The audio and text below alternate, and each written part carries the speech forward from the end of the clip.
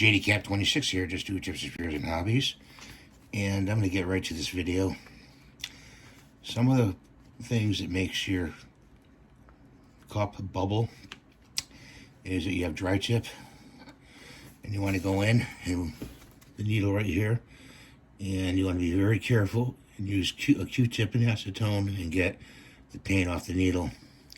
Sometimes it accumulates mostly in here, so you may have to pull the needle from the back all the way out and clean the needle thoroughly with Kleenex and paper towels.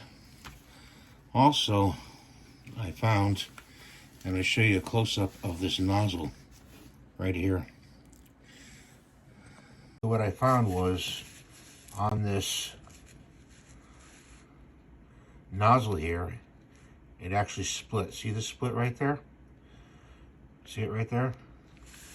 When it splits like that, it'll cause bubbling, back bubbling in your cup of your airbrush.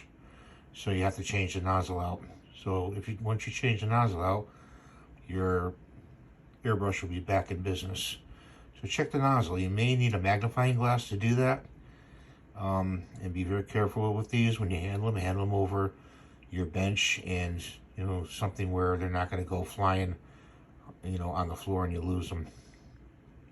Always buy backup nozzles for your airbrush, I suggest.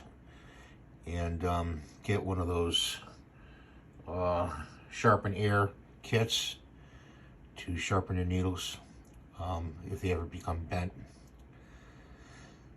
These are just some of the tips I want to show you, and mostly check your nozzles and your needle inside your airbrush.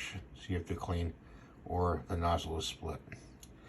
Thanks for watching. Have a great day. Rate and subscribe. We'll see you in the next video. And please have your friends watch my videos as well. Bye.